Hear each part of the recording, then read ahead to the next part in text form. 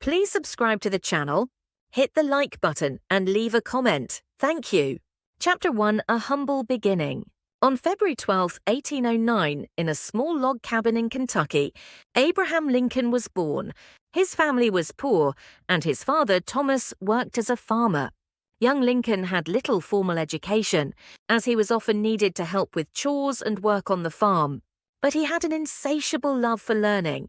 He would walk miles to borrow books and read by the firelight at night.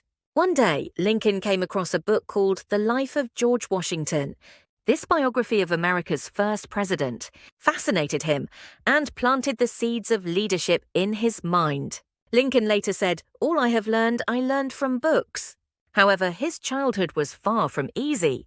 When Lincoln was just 9 years old, his mother, Nancy, passed away from illness. The family struggled even more, but his father remarried, and his stepmother, Sarah Bush Johnston, became a pivotal figure in Lincoln's life. She encouraged his education and nurtured his curiosity, helping shape the man he would become. Chapter 2: The Self-Made Man. As a young man, Lincoln took on various jobs to support himself. He worked as a rail splitter, a store clerk, a postmaster, and a surveyor.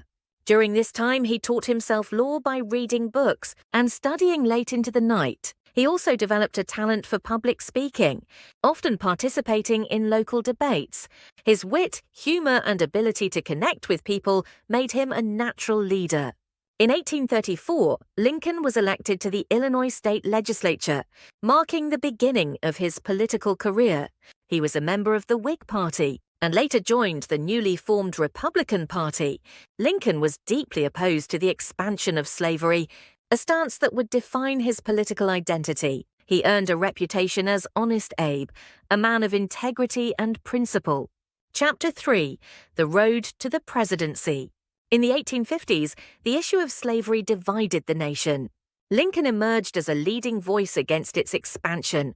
In 1858, he ran for the U.S. Senate against Stephen Douglas, engaging in a series of historic debates known as the Lincoln-Douglas debates. Though he lost the election, his eloquence and moral clarity gained him national attention. Lincoln famously declared, "A house divided against itself cannot stand," warning that the nation could not endure half slave and half free. His words resonated with many, and in 1860, he was elected as the 16th President of the United States. However, his victory sparked outrage in the South. 7 states seceded from the Union, forming the Confederate States of America, and the nation teetered on the brink of civil war. Chapter 4: The Civil War and the Fight for Freedom.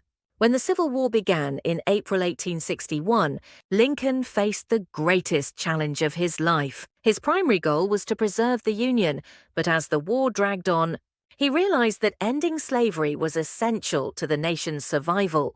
On January 1, 1863, he issued the Emancipation Proclamation, declaring that all enslaved people in Confederate-held territory were free. This bold move transformed the war into a fight for freedom and justice. Lincoln's leadership during the war was marked by determination and compassion. He visited soldiers on the front lines, wrote heartfelt letters to grieving families, and worked tirelessly to unite the nation. His Gettysburg Address, delivered in 1863, remains one of the most powerful speeches in history. In just 272 words, he reaffirmed the principles of equality and democracy, declaring that the war was a test of whether a nation conceived in liberty and dedicated to the proposition that all men are created equal could endure. Chapter 5: Victory and Tragedy. By 1865, the tide of the war had turned in favor of the Union. On April 9th, Confederate General Robert E. Lee surrendered at Appomattox Courthouse, effectively ending the Civil War. Lincoln's dream of a united nation was finally within reach. But just 5 days later, tragedy struck. On April 14, 1865, while attending a play at Ford's Theater in Washington, D.C., Lincoln was shot by John Wilkes Booth, a Confederate sympathizer. He died the following morning, becoming the first U.S. president to be assassinated. The nation was plunged into mourning, and Lincoln's death left a profound void. Epilogue: Lincoln's Legacy. Abraham Lincoln's life is a testament to the power of perseverance, integrity, and vision. He rose from poverty to become one of the greatest leaders in history, guiding the nation through its darkest hour. His legacy lives on in the principles he championed: equality, freedom, and the enduring strength of democracy. If Lincoln were alive today, what kind of leader would he be? His ability to inspire, his commitment to justice, and his unwavering moral compass would undoubtedly make him a transformative figure in any era.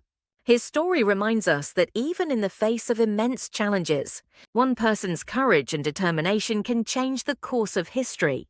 Please subscribe to the channel, hit the like button, and leave a comment. Thank you.